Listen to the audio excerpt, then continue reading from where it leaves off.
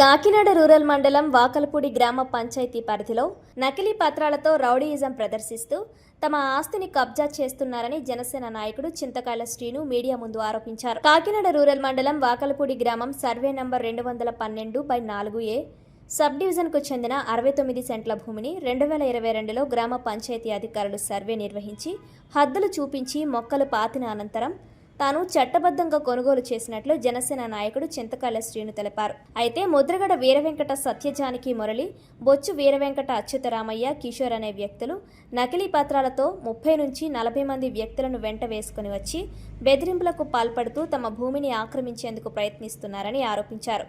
పంచాయతీ అధికారుల ప్రోత్సాహంతో పోలీసుల సహకారంతో తమ స్థలంలో గోడలు నిర్మించి సిమెంట్ దిమ్మలను ఏర్పాటు చేస్తున్నారని ఆవేదన వ్యక్తం చేశారు.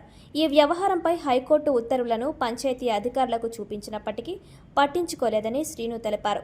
అధికార పార్టీకి చెందిన తనకే ఈ పరిస్థితి ఎదురైతే సామాన్య ప్రజల పరిస్థితి ఎలా ఉంటుందో ఆలోచించాలని ప్రశ్నించారు. వాకలపూడి గ్రామంలో జనసేన పార్టీ బలోపేతానికి తాను కృషి చేశానని, తనకు న్యాయం చేయాలని సంబంధిత అధికారులను ఆయన కోరారు. నా పేరు చింతకాయల శ్రీను అండి. ఇక్కడికి వచ్చిన మీడియా ప్రతినిధులందరికీ కూడా నా నమస్కారాలు. ఇప్పుడు జరగబోయేది ఏంటంటే, నేను 2023లో నేను ఆస్తిని కొనుక్కున్నానండి.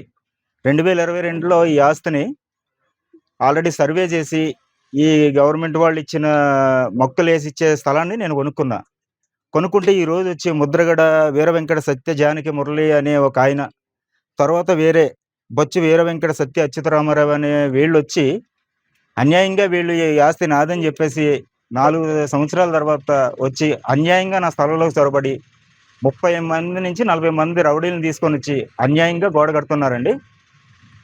ఎందుకంటే ఈరోజు వాళ్ళకి చెల్లుబాటు కాని ఆస్తిని ఈ గవర్నమెంట్ అంటే ఇంచుమించు గ్రామ పంచాయతీ అధికారులందరూ కూడా వాళ్ళకి చెల్లుబాటు కాని దస్తావేజులు వాళ్ళకి చెల్లుబాటు అయ్యేలా చేయాలని చెప్పేసి ఈ రోజు సపోర్ట్ చేస్తున్నారండి.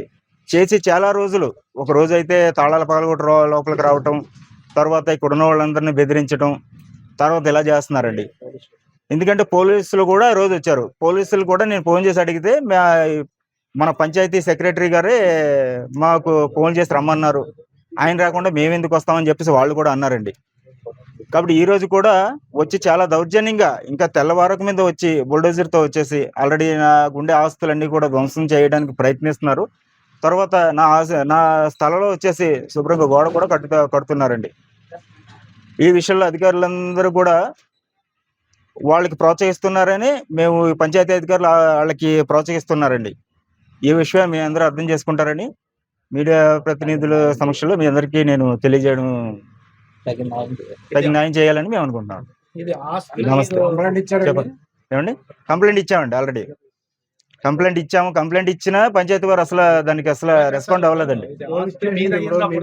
సార్, మీ స్థలంలో అక్రమంగా ప్రవేశించి ఇప్పుడు గోడ పెడుతున్నామండి. ఎప్పుడు చేసేసి మొన్న 23 ఏదండి, మొన్న 5 రోజుల క్రితం 15 రోజుల క్రితం నుంచి జరుగుతుందండి మ్యాటర్ అంతా కూడా.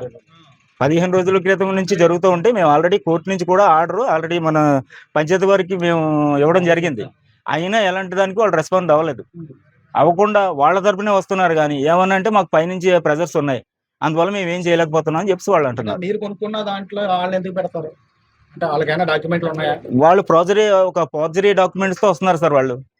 అంతేగాని మాదైతే మాత్రం 212/4 అండి సబ్ డివిజన్ లో నేను రైతుల దగ్గర కొనుక్కున్న స్థలం అనమాట అండి.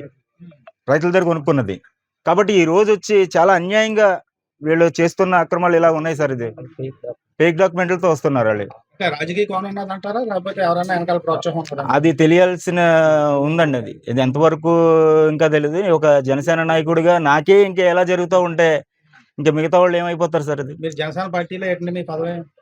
నేను ఏంటంటే ఈ ఫిషర్మెన్ కమ్యూనిటీ ప్రెసిడెంట్ గా చేశానండి. ఈ కమ్యూనిటీ ప్రెసిడెంట్ గా చేసినప్పుడు నేను జాయిన్ అయ్యా. తర్వాత వేరే వాళ్ళు వచ్చారండి.